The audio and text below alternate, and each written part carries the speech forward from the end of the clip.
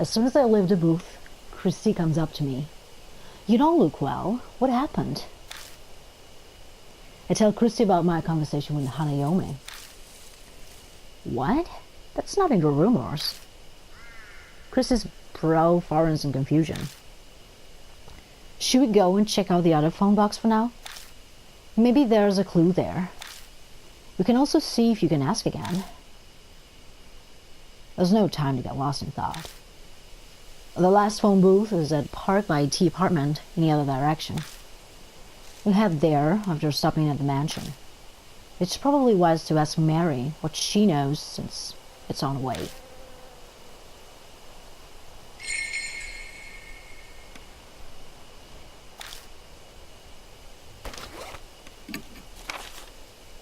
The second phone box. In the booth is a poster looking for info on a crime that happened nearby. The phone rings while I'm distracted. Just like the rumors, when I pick up, a woman answers, smacking her lips. But I can't get info on the statue from her. For some reason, she's behaving different from what we were told to expect. There's one more telephone booth. We better check it out too.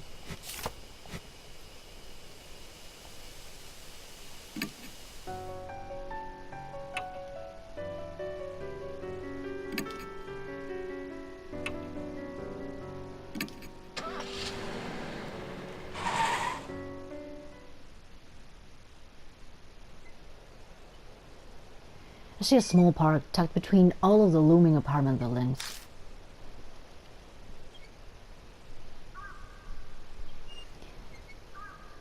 There's no one here. I guess everyone's already asleep. They say this was the phone booth from the Hanayome rumors, right? Would a spirit really appear in the middle of the city like this? Well, now that I'm here, I still have no idea why Hanayome hung up on me. I follow the rumors exactly. Where did I go wrong? I scratch my head. Don't adhere to the gossip. Defy it. Suddenly I hear a strange voice again. Gossip. In other words, the rumors. What will happen if I don't follow the rumors? Christy, go back to the car. There's something I want to try, but it might end up backfiring on me. Sure. I don't know what you're going to do, but please be careful.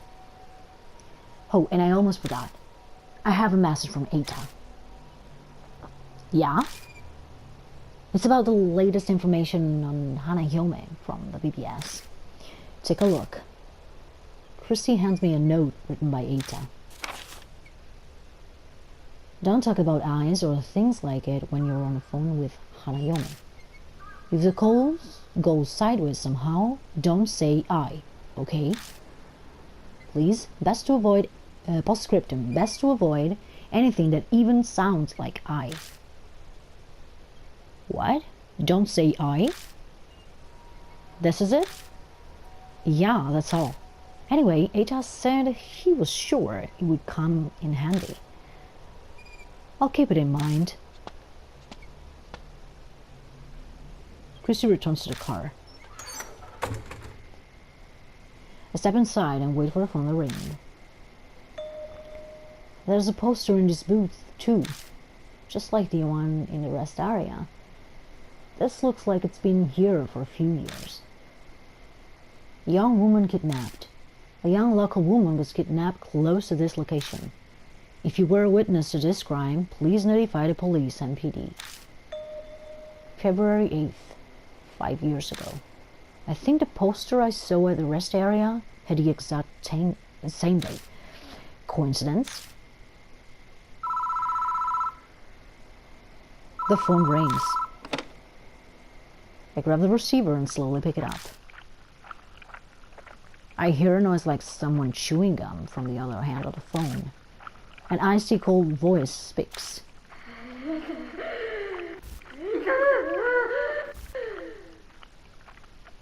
Did you see it?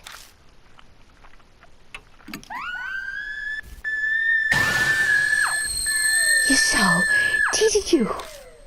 You saw that thing of me!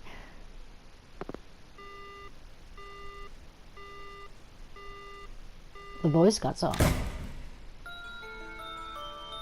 Something outside collides violently with the glass of the booth, but I can see it.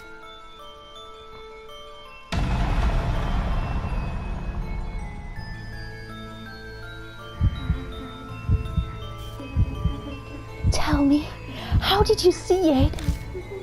With your own eyes? Or eyeglasses? A telescope?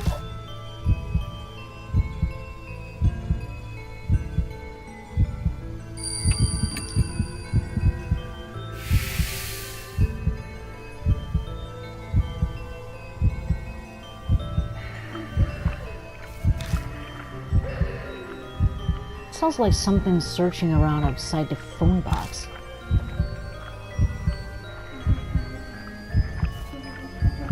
You saw it. You said you saw it.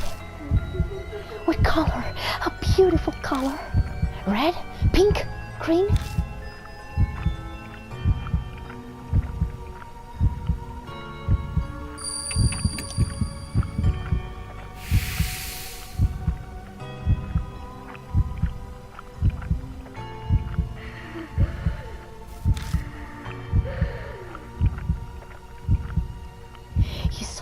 What kind of person are you?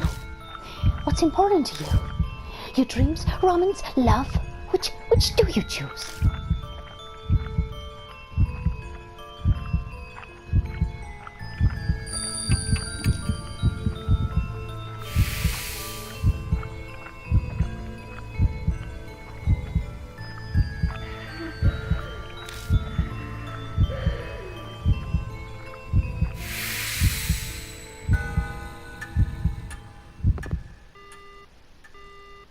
The phone goes dead. The next I know, the bloody handprint is gone, and so is the ominous presence. The questions she asked me were strange. She was particularly anxious about what I had seen. I think I did a good job not mentioning anything like eyes in my answers. Overly conscious over being seen. Maybe that's where her secret lies. I exit the booth and Christy rushes up to me. My mark started hurting out of nowhere. Did it go all right? I tell Christy about what happened in the telephone booth. I have no idea what that means. Guess there's no way she'd know the answer. Something's on the ground there. Sure enough, there's a folded up piece of paper lying next to the booth. Looks like a piece of stationery. I don't think it was there before I went into the phone box. I pick up the paper and open it. To Seiko. I'll dispel all of your heartache. So forget that horrible incident and take your quiet rest up in heaven. An incident? The posters I saw in the telephone booth mentioned something like that too. Could they be connected? I asked Christy what they think. Christy looks deep in thought. What is it? Oh, nothing. Well, we've checked all the boxes, so let's head back to the mansion. Something still bugs me though. Yeah. We should probably head back now.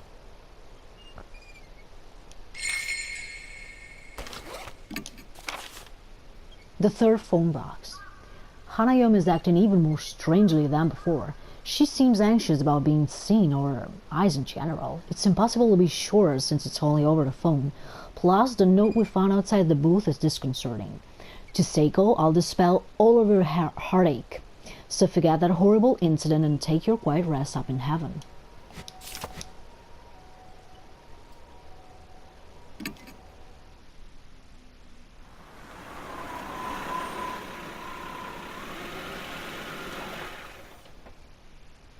Hey, Mr. Ichigo, you know those posters and that bit of stationery we found? Could they be linked to Hanayome? She might have been someone who was caught up in the incident and killed. And if that's the case, then... Christy turns toward the shelves with files. Files full of articles of criminal cases.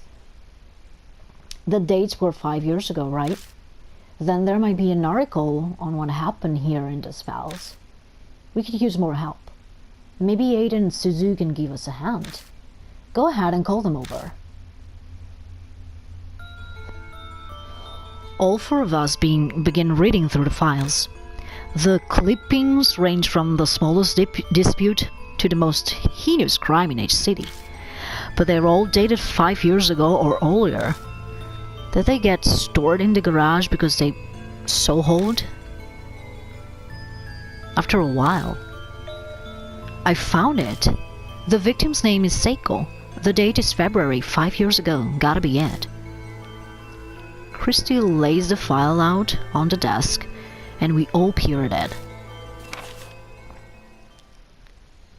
The file has articles about an incident that happened 5 years ago. The victim's name was Seiko Hasegawa. Apparently, she committed suicide in the forest by H Castle on the eve of her wedding. She was in her dress when she was found. Suzu, you probably shouldn't read anymore. It's pretty bad. But I want to know more about Hanayome. I feel like I need to do this. She's cringing, but she sounds determined. Between this and the sneaking out at night, she's a surprisingly brave kid. It's rather odd for someone her age. I remember now. This happened back when I used to be a news anchor. Christy Mano's just loud enough to hear. Then do you know the whole story? It was horrible. It's hard to recount. A woman was abducted by a gang while she was walking her dog. They brought her to the forest and assaulted her. People found her battered and staggering along the road the next day. The dog was run over and killed by near the forest when he chased after them. That's horrifying. Yeah, but that wasn't the end of Seiko Hasegawa's misfortune. Ita's somberly cuts in. His usual grin is nowhere to be found. It's well known in some circles, but her soul was photographed. The pictures were sent to her fiancé. They threatened to make them public if he didn't pay up. I heard he gave them a ton of money to get the photos and the negatives. Is that true, Christy? Yeah, I heard that as well. Because of all that, Miss Seiko had a mental breakdown. And in the end, she hung herself. She'd been a serious, honest woman, so she just couldn't bear it. The cruel fate of a woman attacked before her wedding. We fall silent as that reality weighs on us. Suzu timidly speaks up, her face pale. Maybe there's a connection between what happened to Miss Hasegawa and Hanayome's phone boxes. According to the article, the incidents that wrecked her life took place near each phone box. She was abducted by the park and assaulted by the rest area. She was found wandering near the parking lot by a highway. The phone booths connect Hanayome and Seiko Hasegawa. The coincidence sent a shiver down my spine. So that note we found by the telephone booth, did Seiko's fiancé write it? Most likely. What's strange is it was there and not where she committed suicide. Did Hanayome put it there? Maybe she was telling us something. I have no clue how spirits think, but if Suzu's right, then that note is an important clue for us. I seem to recall Miss Seiko's fiancé was a famous musician. As a result, the case was widely publicized at the time. It happened right after they returned from a romantic trip to Greece. All ladies were sobbing about how it made it all the more tragic. And the poor dog they brought on the trip died heroically as well. Where's the fiancé now? Well, he began acting strange due to the shock and then went missing. Some say her suicide was to follow him. But he wasn't the only one who disappeared. It sounds like all of the culprits went missing too. You hear about that online too? Well, something like that. The internet wasn't the same back then. There were only hubs. Hubs? Like pre-internet chat rooms? Everyone was talking about it on the occult hubs back then. There was one person in the community who knew way too much. I think he was one of the culprits. He brought up a bunch of things like taking pictures and all that.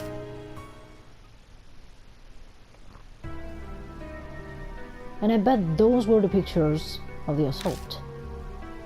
Yeah, that's right. After they were finished, those assholes got a camera out and took pictures of her, her face soaked with tears. The whole time she yelled, "Don't look, don't look." Don't look, huh? Hanayome has an extreme reaction to being seen by others. He kept going on about it night after night, until the suddenly stopped posting. People who knew him said they couldn't contact him at all. Those guys deserve to die, but it's really still creepy, you know? Suddenly a line from the note pops into my head.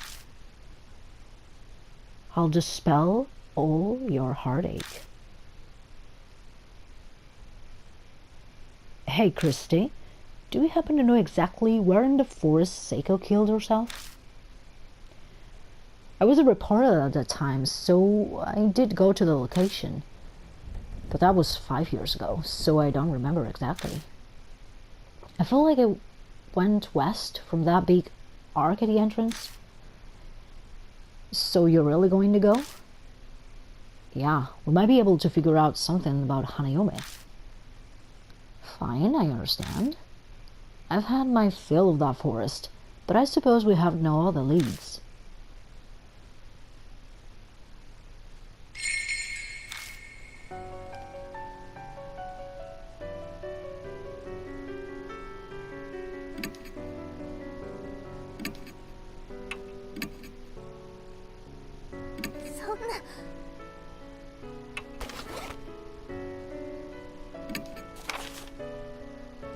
Gathering info at the mansion, the garage shelves contain files on accidents and crimes within each city, from decades old to just a few years ago. We all search through them and find a case with a victim named Seiko Hasegawa. The person mentioned in the note, the details of her case are sickening. About the assault of a young woman in each city. The victim was abducted by a group as she was walking her dog in the forest while awaiting her wedding day. She was found by a phone booth along the highway the next day. But that's not all. The culprits photographed the assault and blackmailed her fiancé with the photos for money. A few days later, all the stress caused her to kill herself. Her fiancé went missing afterwards, with people believing he also committed suicide. Christie investigated the case back then. She says the fiancé was a famous musician. To Seiko, I'll dispel all of your heartache. Those words bother me, but there's something else too, and that's the fact that the culprits also went missing after she died. This ghastly case is still unable to gain a full closure. The phone box that guided us to the case, the fact that the woman who hung herself wore a wedding dress, the connections to the forest by H Castle. The other mark bearers won't like it, but we need to go back to that forest. But why am I so sure of that?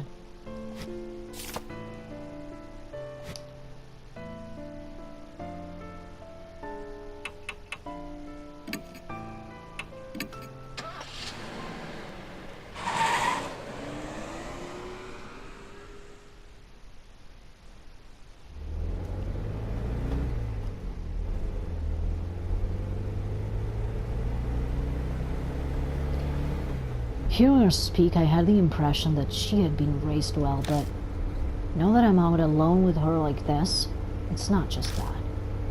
She's how do I put it?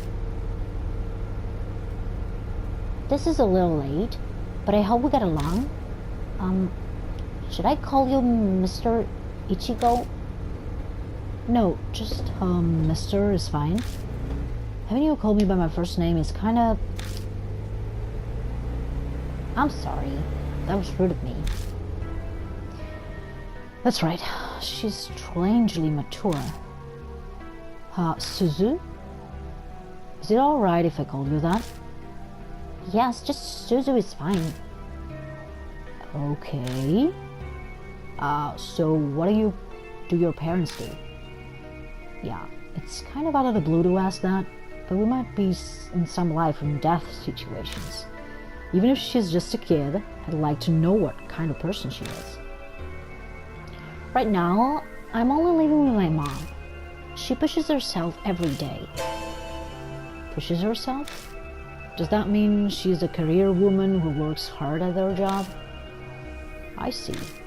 Sorry for the random question. Not at all. She lives alone with her mother, who works every day, which means she's basically living alone. That must be why she is so mature. Just then, the tires hit a bump in the road. I can see a square gray object in the backseat through the rearview mirror. Is that thing back there yours? No, that's Heita's. He said it was a CD radio cassette player. A radio cassette player? Why? He said we might need music while we drive. Want to listen to something? No, I'll pass. The conversation grinds to a halt after that. It's like there's an invisible person between us. After falling silent for a while, Suzu finally speaks up again. It only makes sense for the conversation to turn one direction. This is Mark. Did Hanayome really do this? I don't know for sure, but I think that's a natural assumption. Oh, I guess so. Suddenly it dawns on me. Why does this kid not want to treat the spirit like it's evil? No, maybe it's just Hanayome specifically. But that would be the best. What would?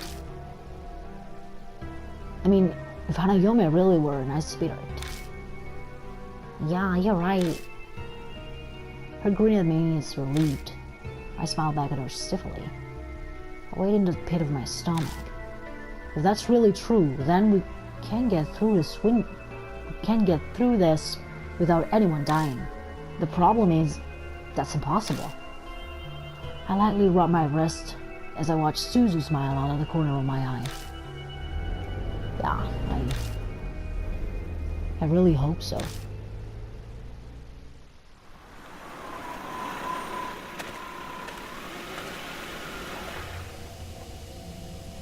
Huh? We're gonna go in the forest? Suzu is understandably terrified. Anyone would be, in her shoes. No one wants to go into the dark forest at night, especially a famous suicide spot. We'll be okay as long as we're careful. I don't believe what I say for a minute. It's just something you say at times like this. Yeah, sure. Okay. It's supposed to be west of the gate. I look to the west of the gate again, but there's no sign of trail. Suddenly, Suzu's face stiffens. What's wrong? It just got cold. I follow their gaze, and I see a long shadow dashing out of the darkness. A dog? It certainly seemed like one.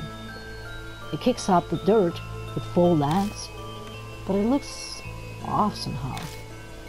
Its fur is long and disheveled, and from certain angles, its face looks human. The dog stares at us, growling softly. What is it? Are you trying to tell us something? Mom says you're not supposed to talk nice to dogs like that.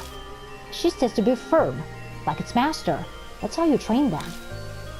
If you give it attention, the dog will think it has power over you. So ignore it and stay quiet, huh? I guess that's true for humans too. Powerful people tend to ignore others. Okay, I'll keep that in mind. The dog barks loudly, then vanishes into the western underbrush.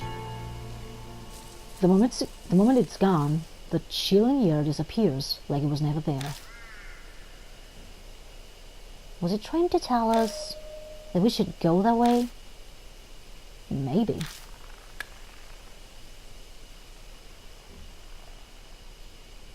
I shine a flashlight on the spot where the dog disappeared.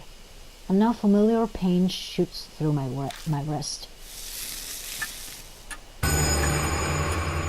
The mark's color grows more vivid. Early dawn, a few hours left until death closes in. There's probably not much time left. We better hurry. Let's check the bushes over there.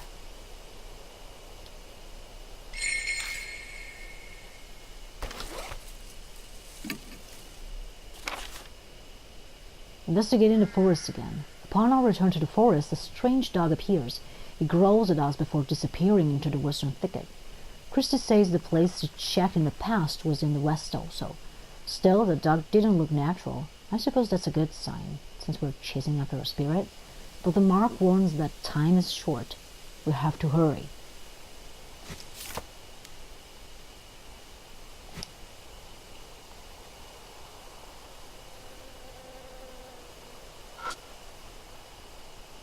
There's a thicket of trees next to the gate.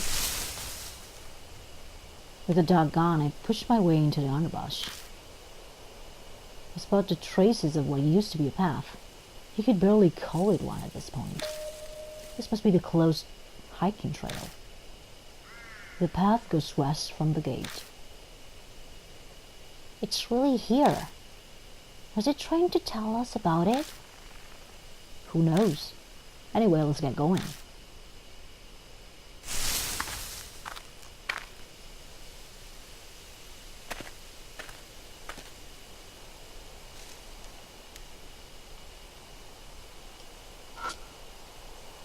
There's something in the grass at the foot of the tree. I push the grass aside and pick it up. Found a worn-out talisman. When I pick up the worn-out talisman, I feel warmth flow through me. Got soul power. The worn-out talisman crumbles silently in my hand.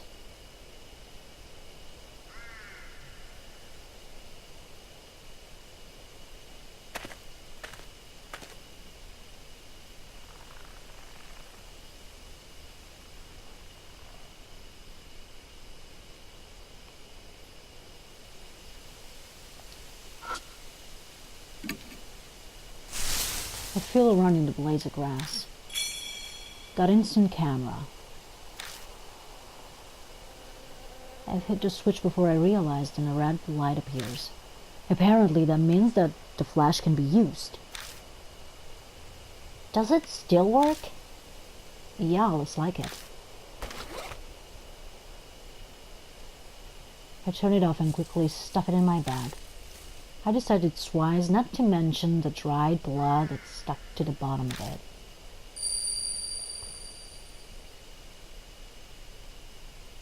To see is to perceive light. That distant voice echoes in my head. True, seeing something means you're seeing the light it's reflecting. What does that have to do with Hanayome?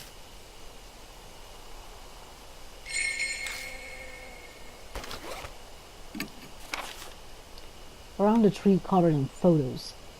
In the bushes below the tree, I found a dirty instant camera. The back reads, "Take a picture, flash included." That voice then whispers to me again, to see is to perceive light. Light. Things that emit light. The camera. I bet Seiko Hasegawa tested that light.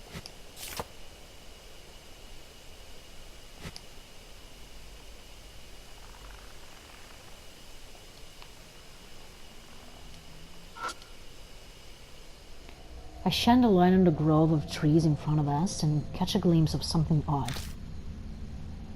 Mister, what's that? Something stuck to that tree over there. I can't make it out from here.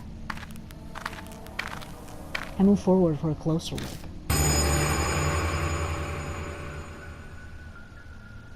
What is this? All thought in my mind see this. It's as if I'm unable to process what I'm seeing and my brain comes to a halt. Are these photos? There are a bunch of pictures of different people posted to the tree. But they're all... what is it? Why do all the eyes have nails? It's just as Suzu said. For some bizarre reason, each photo has a person with nails driving through both eyes. Attached to the nails is some kind of tape.